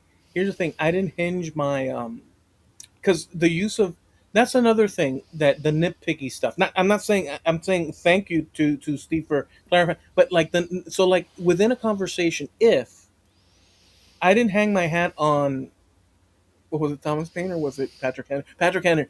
I didn't I didn't hang my hat on my claim Hmm. or the idea that I was unpacking on whether I got the. In fact, I told you, dude, was it Thomas Paine? Wasn't it? And Hmm. and And I kind of, well, no, and then we kind of and agreed to it at the end. We just no other name came to mind. I went, yeah, sure, why not? right. So we let that one slip. We let that one slip, even though it was wrong. Thank goodness Hmm. that Steve. But But like go ahead, go ahead. well, that's how so many quotes get attributed Hijack. to, like Mark Twain or Winston Churchill or Will Rogers, and it's because it's a name that somebody can pull out of thin air and go, "Oh yeah, that was Churchill that said that," you know, Yeah, or "Oh yeah, Mark Twain said that," because it sounds like Mark Twain's style. It sounds like something Twain would have said, yeah. you No, know. no, we make mistakes, and that's the whole thing. That's part of. I mean, if you think about it, all you and I can do, all of us can do, Hmm. is say one word at a time and attach them together into a sentence and hope that that sentence gets delivered with as close the meaning and that you started with. Gotta fact check you guys. Whoops, that's not what I meant to show. Um, let's see. Yes, and we okay. Here we go. Thomas Paine wrote Common Sense and was one of the founding fathers. For some reason, I was going to say Common Sense, but I was hesitant to do so because with my brain right now, I knew somebody would come up and say, no, that wasn't Thomas Paine. That was. So. Oh, and by the way, Hmm. just interesting enough, I am okay. I'll say it this way: Patrick Henry and I, Hmm. the guy that came in the Mayflower, Hmm. share a common father, literal father, back in the Bronze Age. Hmm. So those that became Escovedo eventually became Escovedo, um, branched off from those that came became no John Alden, not Patrick Henry. I did it again. John Alden, the one that came on the Mayflower. I just remember my memory just went. And I share a common father in the Bronze Age, and the people that were Alden in Hmm. England and that came to the Massachusetts Hmm. or Yeah, Martha you were right. Cape Cod area, Massachusetts. Yeah. um, and my family that remained in Spain. At some point in the Bronze Age, that father had sons that split and kept splitting and splitting and splitting and splitting. Some went to England and some went to Spain. We're the ones that went to Spain. They're the ones that went to England. How kick butt is that? Well, How kick butt is um, that? oh, Linda has a direct ancestor that came over on the Mayflower, so you could be cousins. If Linda has John Alden in her, well, no, we. It's not that we could be cousins. It is absolutely a fact, regardless of whether my family is Spain and hers might be northwestern Europe, someplace, maybe Scotland, Scotland. Um, Regardless, based on the populations that created Europe, created Spain, Hmm. created France, created the British Isles. They're the same main populations mixing with each other, spreading in other directions. We would be at some level of distance cousins. It just is, and that's mathematically, and it bears out. I mean, it bears out. But if she has John Alden in her tree, Hmm. that absolutely, based on my Y-DNA, Hmm. means if she has her trace to John Alden, if she does, Hmm. then yes, and absolutely back in the Bronze Age, Your cousins.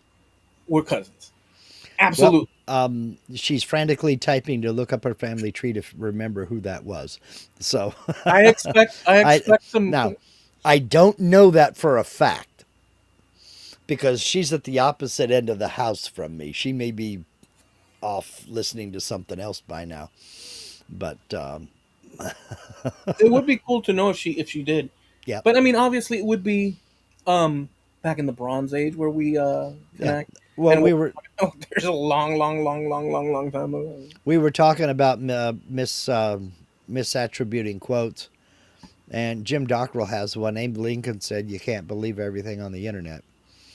Yeah, I thought that was Churchill. Um, and then Steve had AI will be the death of us all, Benjamin Franklin. Yeah. Okay. Okay. I don't think I have John Alden, but I do have Samuel Fuller on the Mayflower. Okay, so Okay, so then that removes our. So we would be like any other person that has origins in Europe that can trace back past the yeah. 1400s at some point and even further. Hmm. Um, we would all be cousins anyhow at Yeah. whatever that number would be. It just would be okay. Um, um, but not in the way that I wanted it to be. Because if it would have been that way, Hmm. we if she could would have proved a John Alden, and I already have a Y-DNA that absolutely connects to John Alden, that would literally say, "Hey, at the Yep. Bronze Age, the father that produced John Alden, Hmm. that came down to Linda, would have produced the Escajados that came down to me." That's how crazy this DNA stuff is. Yeah. Well, that's how crazy. That's how crazy migration is. That's how crazy people being people is. And that's how crazy the math is. Because if you stop and think about it, when you know, you and you just keep going by the power of two, you have two grandparents, four great grandparents. Well, no, you have four grandparents, eight great grandparents, and just keep going on and on and on. By the time you get a few generations back, you don't have to go back that far, actually, in the great grand scheme of things. By the time you get several generations back, that's more people than who have ever lived. So there has to be crossover. There has to be commonality. It's No, it's just absolutely math. It's just basic math, you know? no, it's an absolute. So Yeah. like FTDNA has uh, a section called ancient DNA. Mm-hmm. So the three main populations that came to when Europe was basically empty of people, and I mean, and started to have people come in, and this has been genetically tested. That so these it all can be found. You can search. There's studies galore on it, and FTDNA is FTDNA. There were three populations mainly. Mm-hmm. They had branches, but they were the same three clusters. The Mm-hmm. hunter gatherer people, which were the dark skinned. They had none of the light skin attributes that human beings that that Europeans have today. Um, they were devoid of that, genetically speaking, but they had blue eyes. Mm-hmm.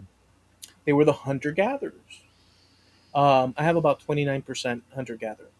But Northern Europeans, people like where the people you derive from, have higher percentage of hunter gatherers. Even though they had dark skin, they had light eyes. But what happened was that a second population came in, which were a farming population from the Middle East, through time started pushing west, Yeah. which were are categorized as Anatolian farmers.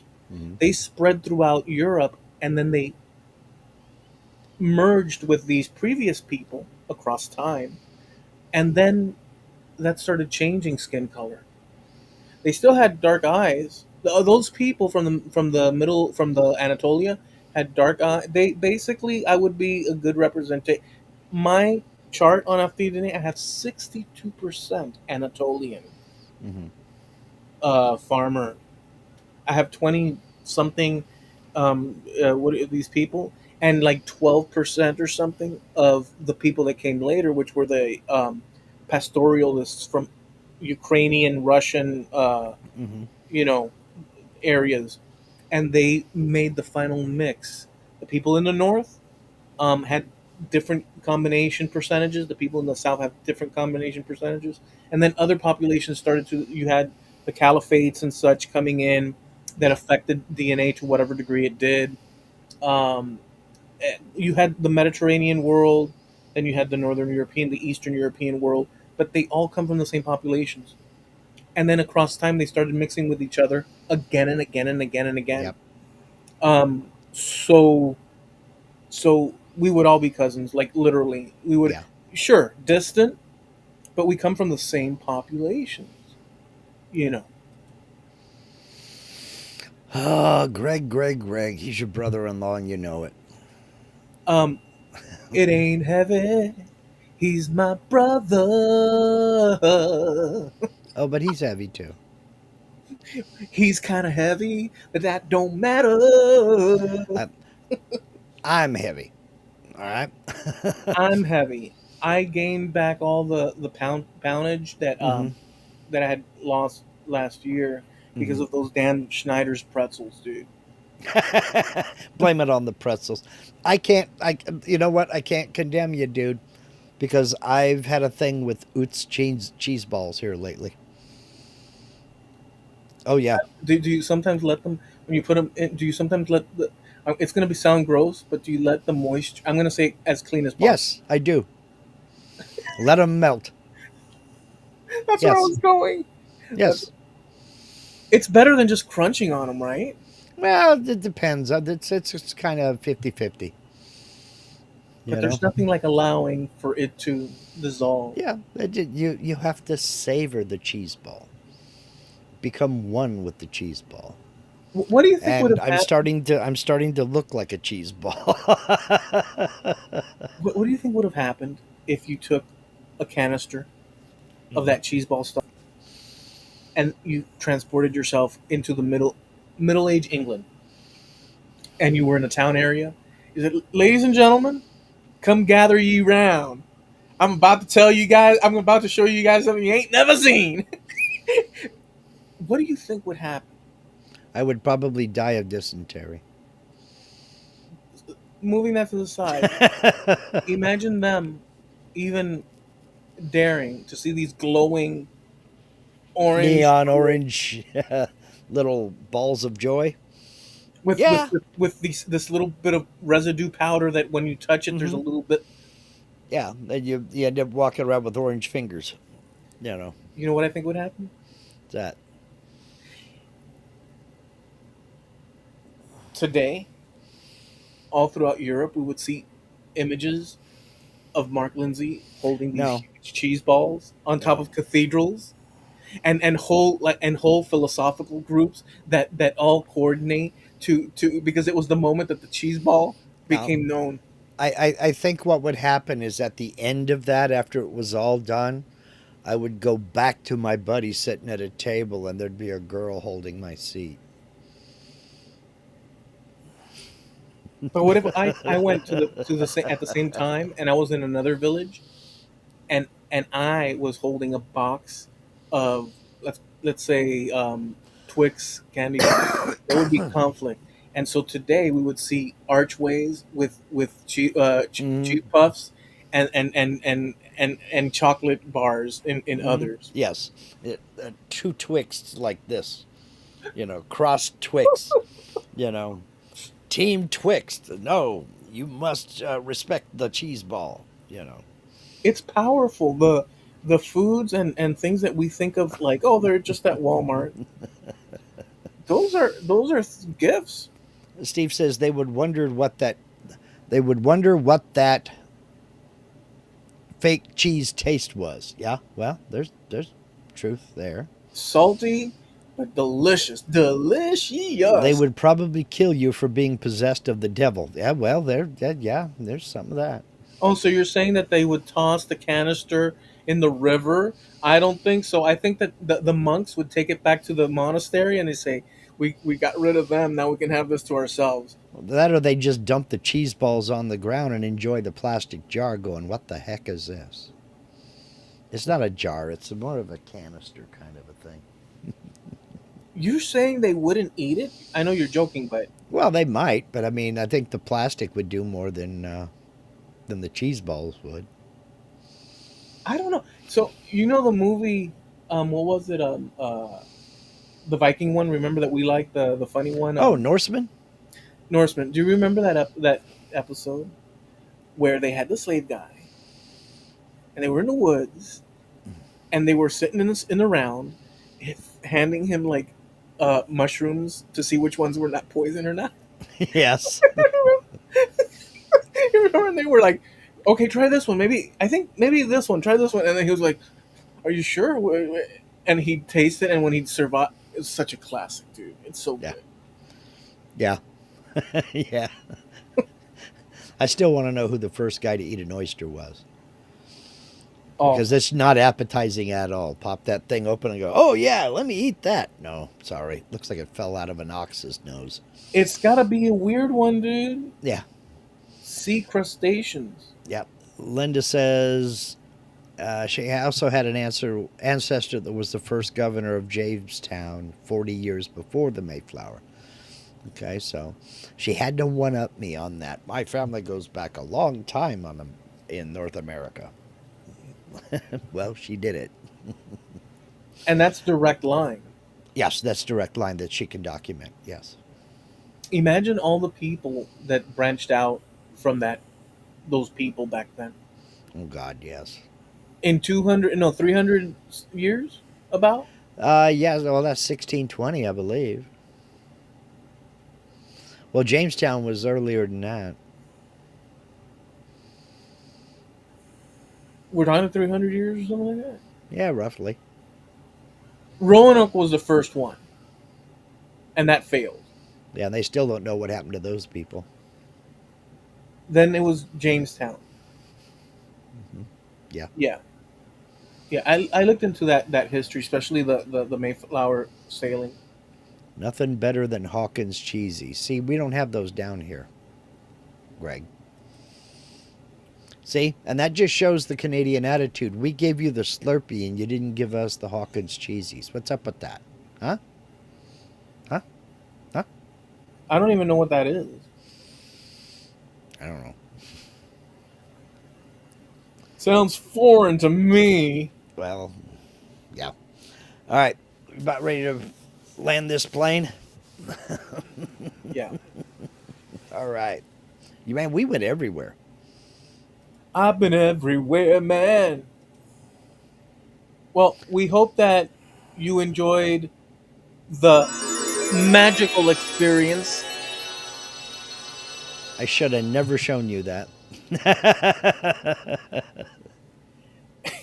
Okay, we go live every Tuesday, 9:30 Eastern, 6:30 Pacific Coast time. Nice little turn in the road. Yep. We have a site. Oh, and by the way, that's over here on YouTube. As you can see, we're in YouTube. Mm-hmm.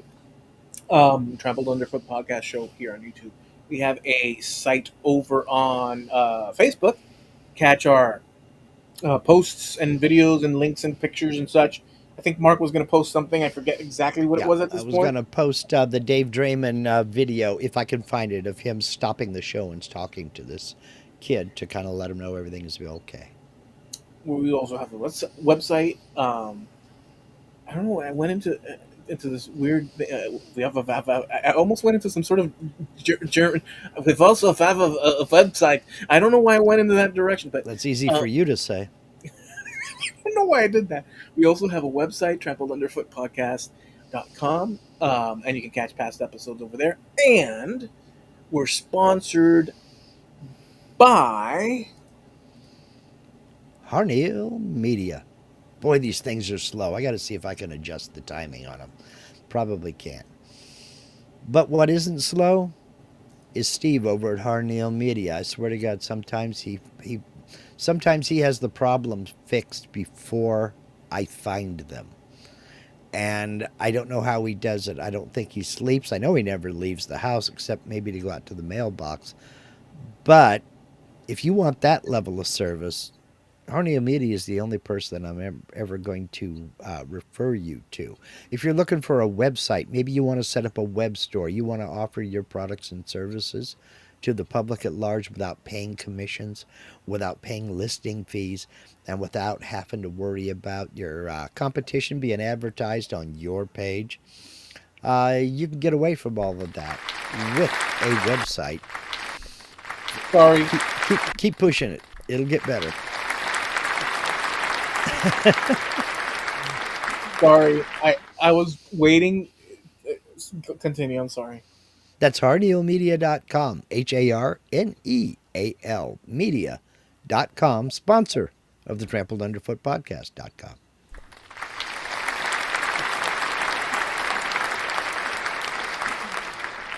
That's what I wanted to do, but I was prepping it and my thing. Oh goodness. In any event, guys, thank you so much for hanging out with us today. We hope you enjoyed the show. Hope it was entertaining for you, provocative, and all this and that. Do the things you love this week. We wish you well. Good things always. We'll catch you next week, same time.